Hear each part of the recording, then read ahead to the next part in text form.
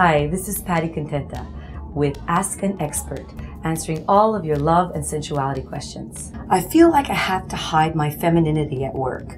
Our HR department is so sticky about harassment that I don't feel like I can be myself and still be seen as a professional. What can I do? Today's world is more challenging for women because in the workplace, we're demanded to be much more in our masculine energy. And the masculine energy is about, attaining goals, getting things done, focus, do.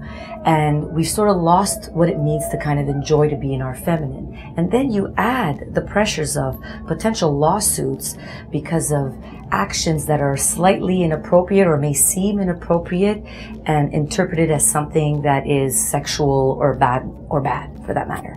So what we want to do is really be aware that there is some subtlety that we can do just from the way we stand, where we can tap into that feminine energy. And a perfect example of that was, if you've seen the movie The Proposal with Sandra Bullock, here's a high-powered executive woman that was beautiful and thin, but very stiff in her body language, actually quite confrontational in the way she spoke, and no one really liked her.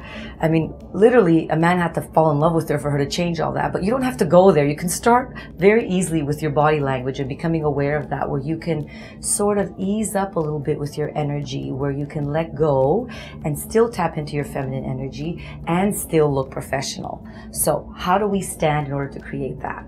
We're going to start by understanding the difference between how a man stands, which is much more masculine and authoritative, and how a woman would stand, which is feminine and supportive. So I teach masculine men sometimes to make sure they stand like they're in leadership positions. So that means your legs are usually a little bit wider apart. Your shoulder blades are down so that your chest is up. And when you're here in this position, it's much more masculine and authoritative. You're taking up space. No one's going to mess with you. And you'd be surprised. There's a lot of women that stand that way. Even if their legs are a little less wide apart, they're still kind of like, okay, what do we need to do? Much more masculine. There's nothing wrong with it, but if you really want to be able to be the kind of woman that switches and taps into her feminine side, then you need to change things a little bit and tweak it. So we're going to start by first and foremost closing your legs. You want to put the front leg on the instep of the back leg, kind of like third position ballet. And when you stand there, if you keep your legs completely straight, it's a little too stiff. So if you just bend your front knee, you end up settling back into your hip. And instantly what happens is you have a lean back position to your stance. And so I don't know if you noticed, but my energy shifted. Instead of being here, which is sort of still uptight, I settle into the hip and the knee, all is good. And I still look feminine, my shoulder blades are down, so I still look confident. And I haven't sort of crossed the line of being this sensuous feminine woman that can sort of give the wrong messages. So this is a simple technique that you can just start using. Be aware that sometimes you need a little energy shift. Be aware of your body language. And the second thing that I would tell you is really pay attention to your tone of voice.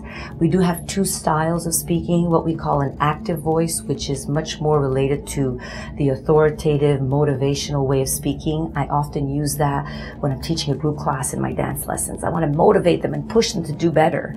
So I go into my active voice, which is louder and more forward, right, as I just did now. And then when I want to create rapport, I change my tone of voice. It becomes much more passive. And actually, when I lean back, it helps me go into that space.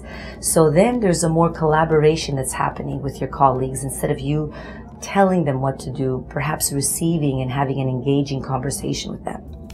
Connect with me at YourTango.com/experts/Patty Contenta.